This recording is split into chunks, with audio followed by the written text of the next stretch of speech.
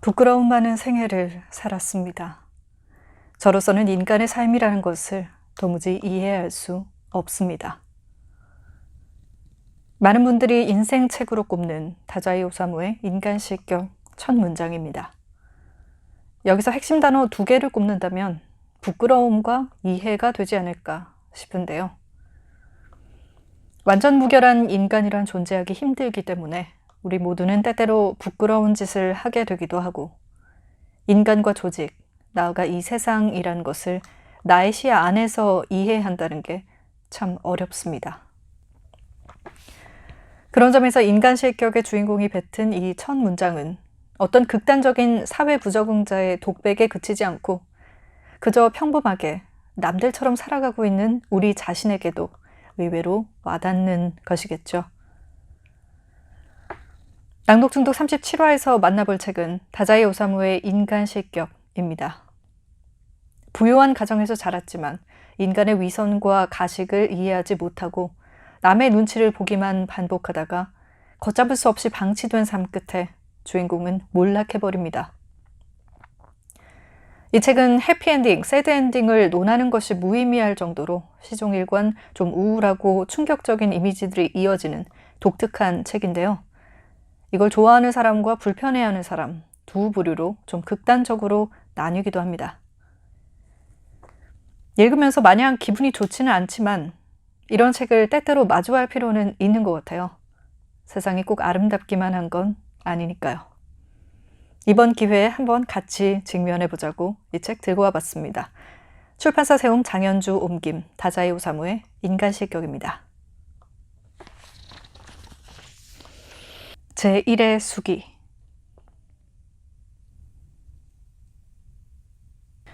부끄러움 많은 생애를 보내왔습니다. 저에게는 인간의 생활이라는 것이 짐작이 가지 않습니다. 저는 도호크의 시골에서 태어났기 때문에 기차를 처음 본 것은 상당히 성장하고 나서였습니다. 저는 정거장의 육교를 오르락내리락 했지만 그것이 선로를 건너가기 위해 만들어진 것이라고는 전혀 깨닫지 못한 채 그저 그것이 정류장 구내를 외국의 놀이시설처럼 복잡하고 즐거우며 멋을 내기 위해서 설치된 것이라고만 생각했습니다. 게다가 상당히 오랫동안 그렇게 생각하고 있었습니다. 육교를 오르락 내리락 하는 것은 저에게는 오히려 몹시 세련된 놀이로, 그것은 철도 서비스 중에서도 가장 세심한 서비스 중 하나라고 생각했는데, 나중에 그것은 그저 여행객이 선로를 건너기 위한 대단히 실리적인 계단에 지나지 않는다는 것을 알게 되고 돌연 흥이 깨졌습니다. 또 저는 어린 시절 그림책에서 지하철을 보고 이것도 역시 실리적인 필요에서 고안된 것이 아니라 지상의 차를 타기보다는 지하의 차를 타는 편이 색다르고 재미있는 놀이니까 라고만 생각했습니다.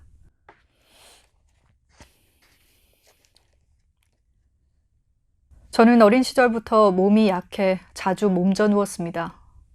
요 위에 까는 천, 베개 커버, 이불 호청을 참으로 시시한 장식이라고 생각했는데 그것이 의외로 실용품이라는 것을 20살 가까이 되어 알게 되고 인간의 검소함에 침울해져 슬픈 생각이 들었습니다.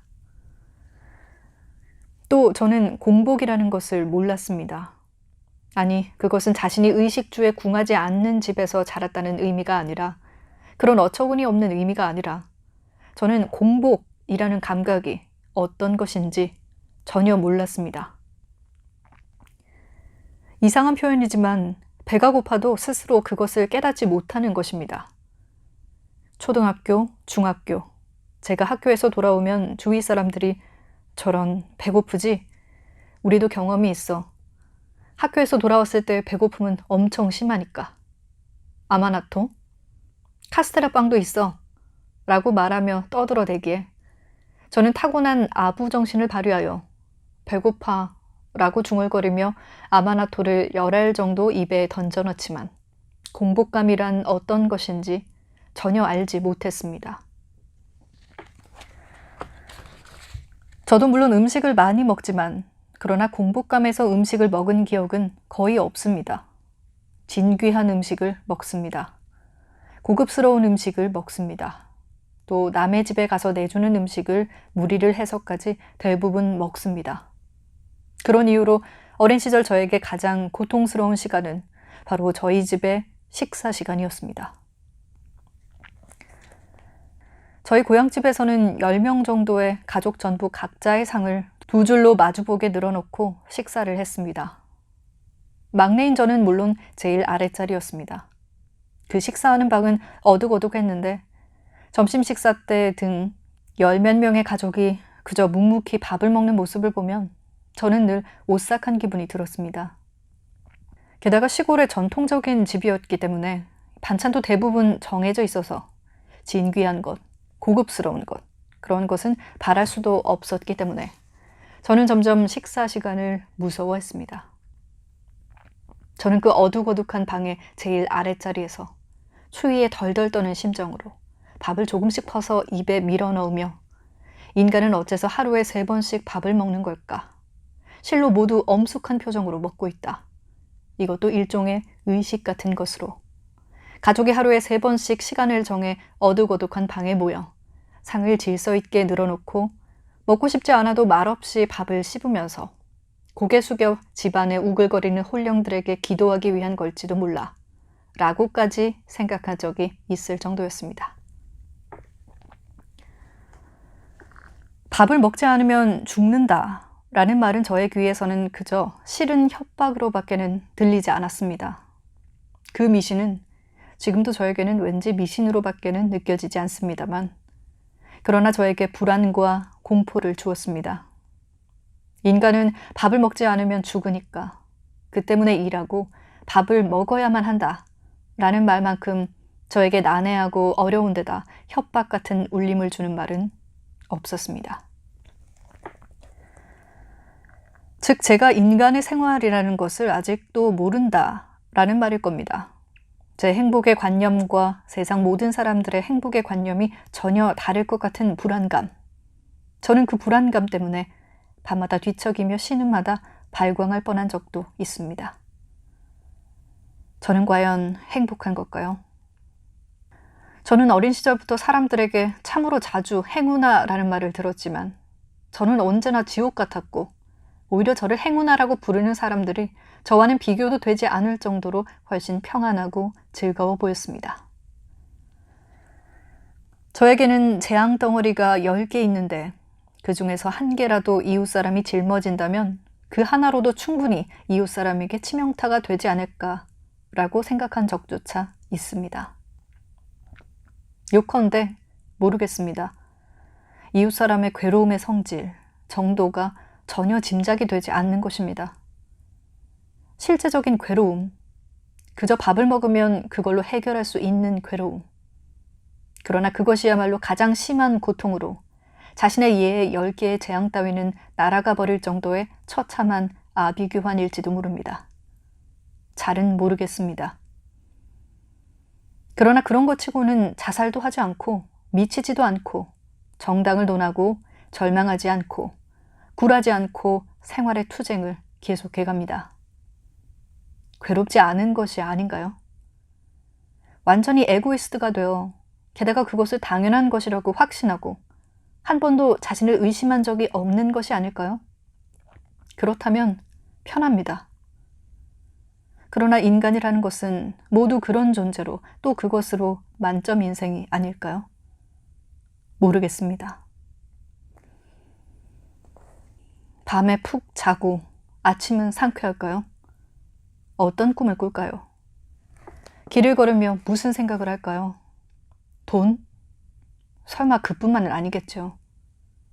인간은 밥을 먹기 위해 산다는 말은 들어본 적이 있지만 돈을 위해 산다는 말은 들은 적이 없습니다. 아니, 그러나 경우에 따라서는 그것도 모르겠습니다. 생각하면 생각할수록 모르게 돼요. 나 혼자만 완전히 다른 듯한 불안과 공포에 사로잡힐 뿐입니다. 저는 이웃 사람과 거의 대화가 안 됩니다. 무엇을 어떻게 말해야 할지 모르는 것입니다. 그래서 생각해낸 것이 익살이었습니다. 그것은 인간에 대한 저의 최후의 구애였습니다. 저는 인간을 극도로 두려워하면서도 인간을 아무리 해도 단념할 수 없었던 듯합니다. 그래서 저는 이 익살이라는 선 하나로 간신히 인간과 연결될 수 있었습니다. 겉으로는 필사적으로 미소를 지으면서 내심은 필사적인, 그야말로 1000번에 1번 성공할까 말까한 어려운 일이라고 할 만큼 위기일발의 진땀나는 서비스였습니다. 저는 어린 시절부터 제 가족들에 대해서조차 그들이 얼마나 괴롭고 또 어떤 것을 생각하며 살고 있는지 전혀 알지 못한 채 그저 두렵고 그 어색함에 견딜 수 없어서 이미 능숙하게 익살을 부리게 되었습니다. 즉 저는 어느 사이엔지 한마디도 진실을 말하지 않는 아이가 되어 있었던 것입니다. 그 무렵 가족들과 함께 찍은 사진을 보면 다른 사람들은 모두 진지한 얼굴을 하고 있는데 나 혼자 반드시 기묘하게 얼굴을 일그러뜨리고 웃고 있습니다. 이것도 역시 저의 유치하고 슬픈 익살의 일종이었습니다. 또 저는 가족에게 무슨 말을 들어도 말대꾸를 한 적이 한 번도 없었습니다. 그 사소한 잔소리는 저에게는 천둥처럼 강하게 느껴져 미쳐버릴 것 같아 말대꾸는커녕 그 잔소리야말로 말하자면 만세일계 인간의 진리임에 틀림없다. 나에게는 그 진리를 실행할 힘이 없기 때문에 이미 인간과 함께 살 수 없는 것이 아닐까라고 굳게 믿어버렸습니다. 때문에 저는 언쟁도 자기 변명도 할 수 없었습니다. 다른 사람에게 나쁜 말을 들으면 그야말로 자신이 지독히도 심한 착각을 하고 있는 듯한 생각이 들어 언제나 잠자코 공격을 받으며 내심 미칠 정도의 공포심을 느꼈습니다. 정말 누구라도 다른 사람에게 비난을 받거나 혼나거나 하면 기분 좋을 리가 없지만 저는 화내고 있는 사람의 얼굴에서 사자보다도 악어보다도 용보다도 더욱 무서운 동물의 본성을 봅니다. 평소에는 그 본성을 숨기고 있는 듯하지만 어떤 기회에, 예를 들면 소가 초원에서 느긋하게 자고 있다가 갑자기 꼬리로 휙 하고 배의 등에를 때려 죽이는 것처럼 분노에 의해 갑작스럽게 인간의 무서운 정체가 폭로되는 모습을 보면 저는 언제나 머리털이 곤두설 정도의 전율을 느끼고 이 본성도 역시 인간이 살아갈 자격 중 하나일지도 모른다고 생각하면 거의 저에게 절망이 느껴졌습니다.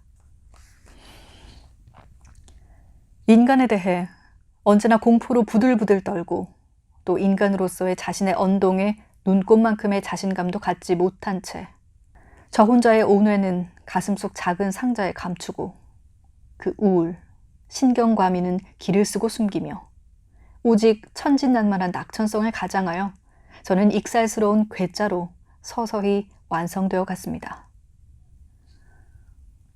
뭐든 상관없으니까 웃기면 되는 거다. 그러면 인간들은 내가 그들의 소위 생활 바깥에 있어도 거기에 대해 그다지 신경 쓰지 않겠지. 하여간 그들 인간들의 눈에 거슬려서는 안 된다. 나는 무다, 바람이다, 허공이다.